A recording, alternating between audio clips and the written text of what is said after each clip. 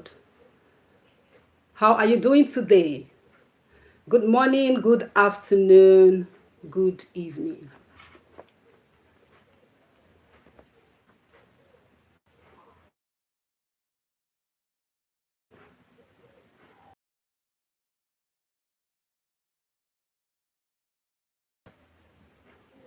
Hello, hello, hello. Okay, relationships that last. Yes, your compass to building love that lasts. Today, we shall be taking the last session in the series Relationship Choices. So, since the beginning of this month of November, which is ending today, we've been on the series or the topic that says relationship choices. And we've taken 4 sessions.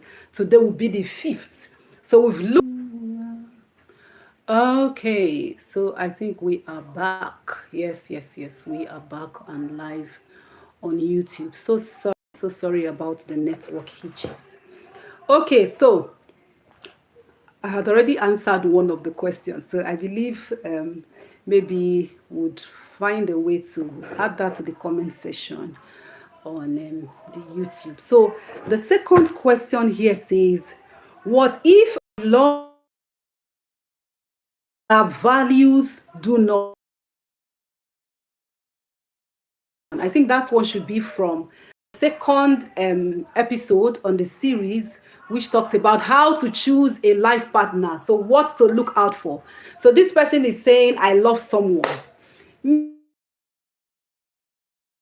Sometimes a lot of persons mistake infatuation for love. So love is not just the butterfly feelings. I was explaining to somebody recently, where was that? And I was saying that love is a person, God is love. So there is love, the feeling, which is actually supposed to follow love, the action. So you are not supposed to blindly enter into a relationship based on just feelings.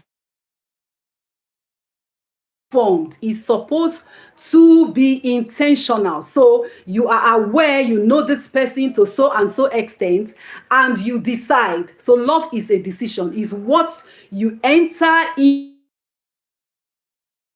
information you already have, and a decision and consciousness that you have made. So it's not just a feeling. So this person is asking, what if I love someone but our values do not align? Another thing that you would want me is that love can draw somebody to you. It can bring about closeness in a relationship, but what will bring about direct is your values. It is your values that will bring about direction. So if you remain in a relationship simply because of love, you might get closer, but you will get broken in the process, because the fact that your values do not align, there would always be hitches. So one area you must pay attention to in the choice of a life partner is whether your values do align. That's why the Bible tells us two cannot work together except they be agreed. So value is an important factor that you must pay attention to in the issues of relationship, in the issues of marriage. If your values do not align, there will always be conflict over and over again. No matter the conflict resolution skills that you have, you can resolve the conflict. The next moment, another conflict will come simply because your values do not align. So, feelings is not enough. Go back to your drawing board and ask yourself, do our values align? You will need to do before you enter into a relationship is to draw your vision board. How do at what point do we meet? Like, do our vision and purpose for life, do they align? If they do not align, then be sure that that relationship is not going to work. I hope you got that. The next question I have here says, I met someone who meets my expectations, but something feels off. The person is saying, I met someone who meets my expectations. So I don't know the list that this person has, the qualities of the person that he or she has decided that this person falls into the picture of who I want to get married to.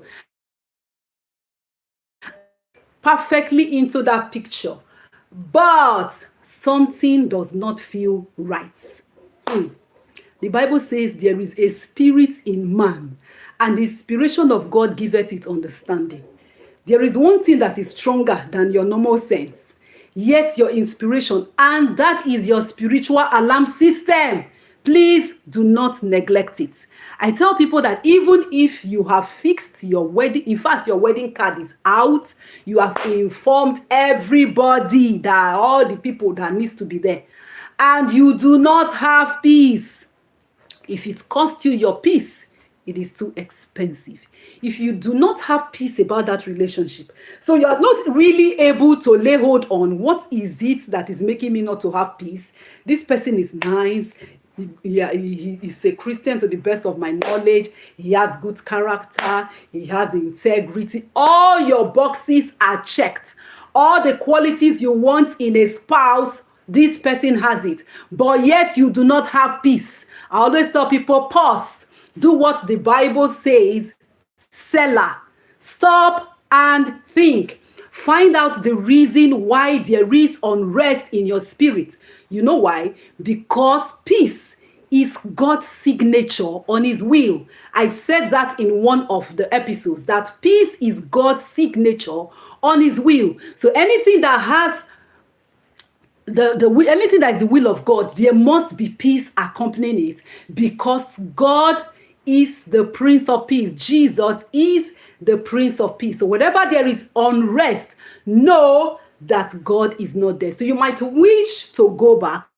You might wish to take some more time to meditate, take some more time to reflect, take some more time to pray, to find out why do you lack peace in this regard.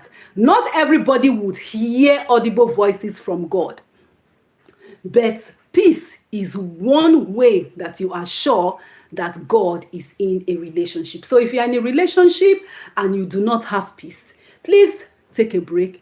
Do not rush.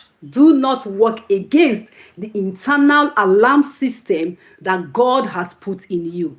Ensure that you watch and find out what the issue is. Okay.